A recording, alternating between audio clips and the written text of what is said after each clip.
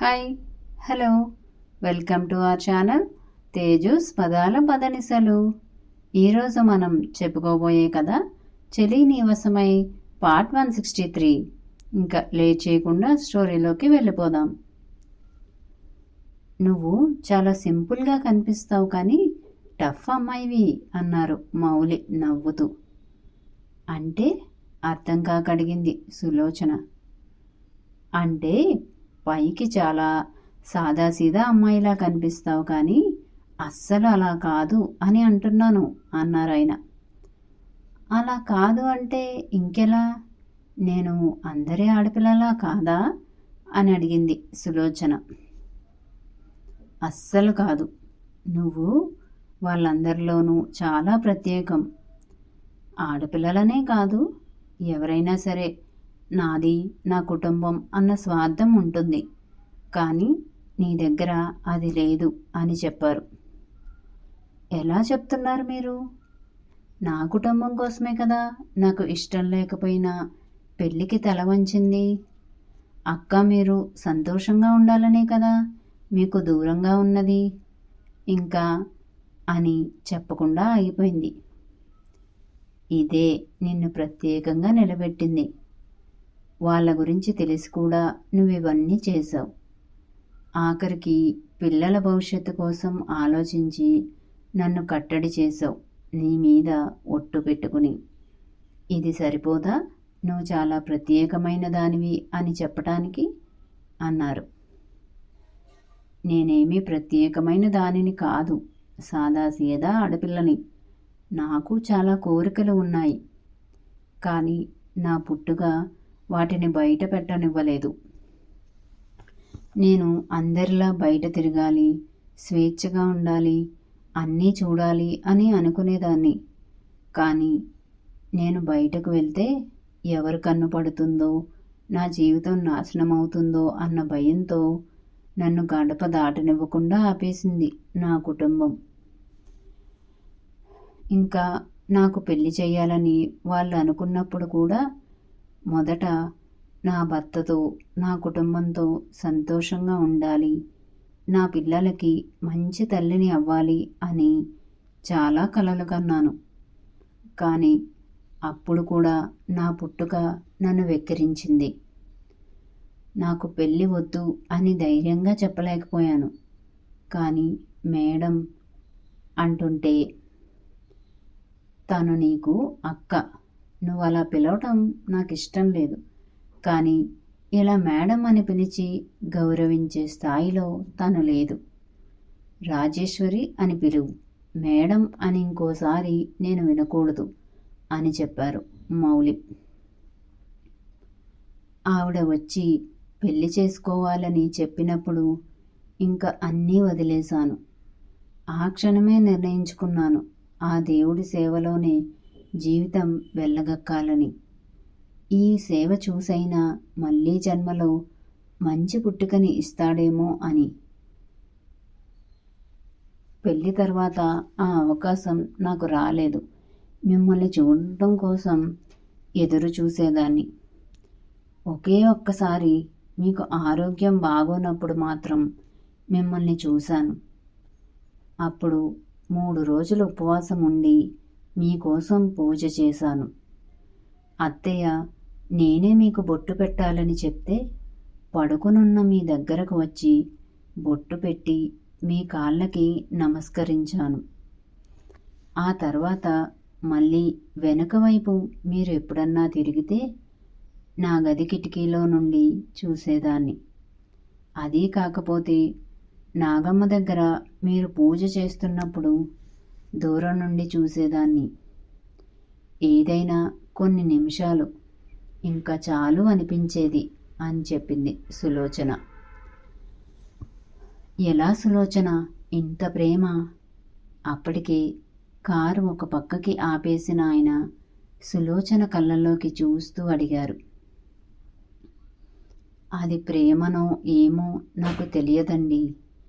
నా వరకు మీరు నా భర్త, నా మెడలో తాళి కట్టిన నా భర్త అంటే నాకు దేవుడితో సమానం. గుడిలో ఉన్న ఆ దేవుడిని చూసే భాగ్యం ఎలానూ లభించదు. కంటి ముందు ఉన్న మిమ్మల్ని అయినా అప్పుడప్పుడు చూసుకుని తృప్తి చెందేదాన్ని. ఆమె గొంతులో లోతైన భావాలు పలికాయి. ఏం మాట్లాడలేకపోయారు మౌలిగారు. కార్ నేరుగా తోటలోకి వెళ్ళిపోయింది.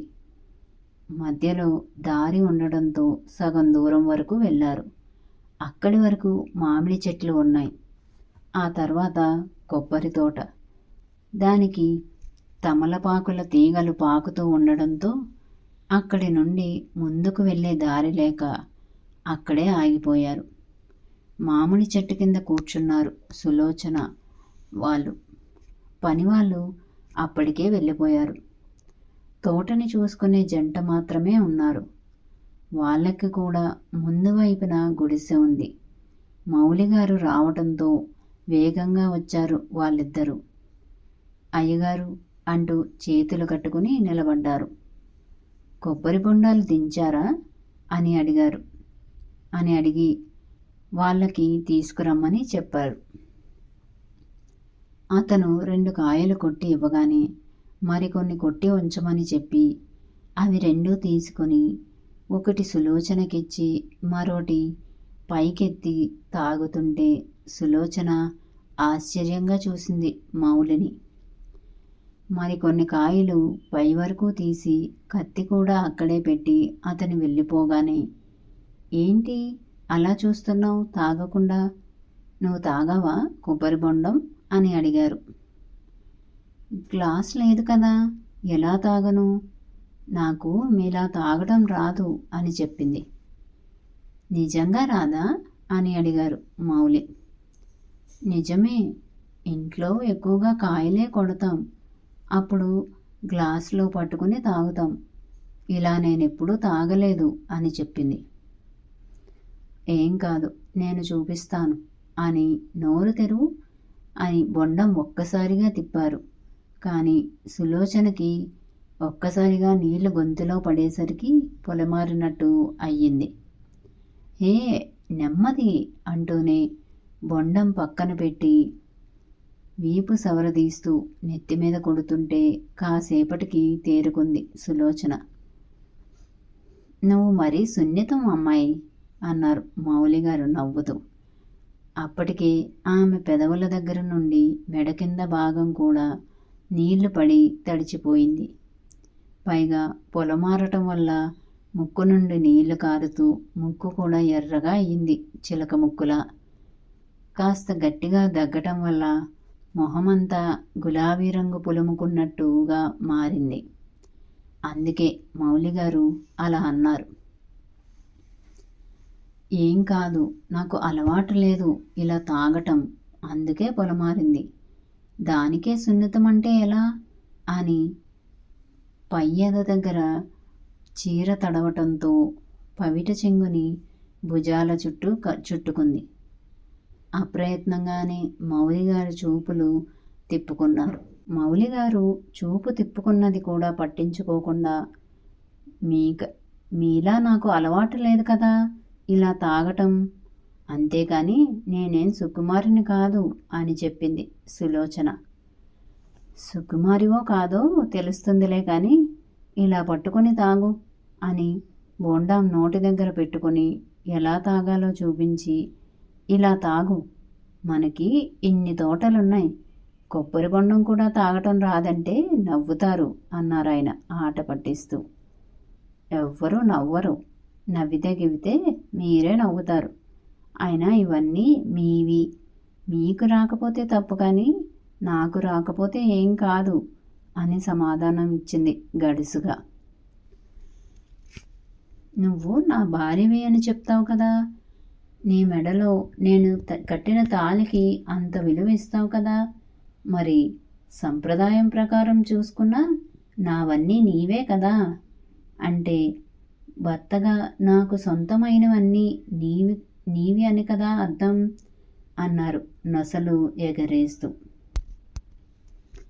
కానీ నేను మీ రెండో భార్యని కదా అన్న మాటలు పూర్తి చేయనివ్వలేదు మౌలిగారు. కానీ లేదు అనాలేదు. ఇంతకీ ఆ బుట్టలో ఏమున్నాయి? చెట్టు మొదట్లో పెట్టిన బుట్టని చూపిస్తూ అడిగారు. నిజానికి సులోచన ఆలోచనని మళ్లించారు. మీకోసమే తీసుకొచ్చాను అని ఆవళ్ళు పెట్టి స్పూన్ వేసి ఇచ్చింది. ఏంటి, ఇన్ని తినాలా? చెరో సగం అయితేనే తింటాను, లేదంటే నువ్వు పూర్తి చెయ్యి. మధ్యాహ్నం తిన్నదే నిండుగా ఉంది నాకు. కానీ ఆవళ్ళంటే నాకు చాలా ఇష్టం, కాబట్టి తినకుండా ఉండలేను. నువ్వు కంపెనీ ఇస్తానంటే నాకు అభ్యంతరం లేదు అని చెప్పారు. కంపెనీ ఇవ్వాలా అంటే అని అడిగింది సులోచన అర్థం కాక. అంటే ఏంటి అంటే నాతో పాటు నువ్వు తినాలి అని చెప్పారు. మీతో పాట? మీరు తిన్నాక తింటాను అంది. అదేం కుదరదు అని ప్లేట్ తీసుకుని ముందు సులోచనకే పెట్టారాయన. ఆశ్చర్యమో ఆనందమో తెలియదు కానీ అలానే చూస్తుండిపోయింది సులోచన. ఏంటి, తినకుండా నా వైపే చూస్తున్నావు? పట్టు అన్నారు మరోసారి ఆయన. అప్రయత్నంగానే నోరు తెరిచింది సులోచన. ముందు తనకి పెట్టి అదే స్పూన్తో తింటుంటే, అయ్యయ్యో మీకు మరో స్పూన్ ఇస్తాను ఉండండి అంది. ఏం, నేనిలా తినకూడదా అని తింటూనే సులోచనకి పెట్టి అది పూర్తయ్యాక బొండం ఇచ్చి తాగమని చెప్పారు. ముందు మౌలిగారు చెప్పినట్టే తాగింది సులోచన. చూడు సులోచన, తాళి నీ మెడలో పడగానే నేనే నీ భర్తని అనుకుని నా కోసం మాత్రమే బ్రతుకుతున్నా ఏ రోజు నన్ను ఇది కావాలని నువ్వు అడగలేదు. కనీసం నా సాంగిత్యం కూడా నువ్వు కోరుకోలేదు. నేను క్షేమంగా ఉండటం మాత్రమే ఆశించావు. నీ అంత నిస్వార్థంగా నేను ఉండలేదు. నా వాళ్ళు అన్న స్వార్థమే నన్ను నిలబెట్టింది నిన్న మొన్నటి వరకు. కానీ ఇప్పుడు వాళ్ళందరూ నన్ను మోసం చేశారు.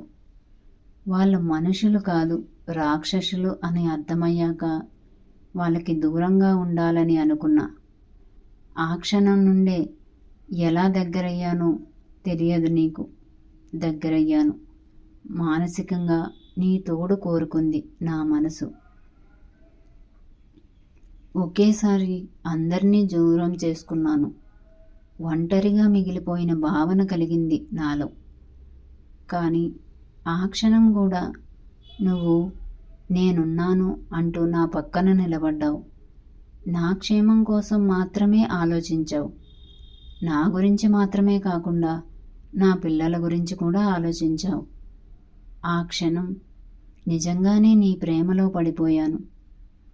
నాకు నువ్వు కావాలి సులోచన. మనస వాచ కర్మన నువ్వు నాకు కావాలి అని చెప్పారు.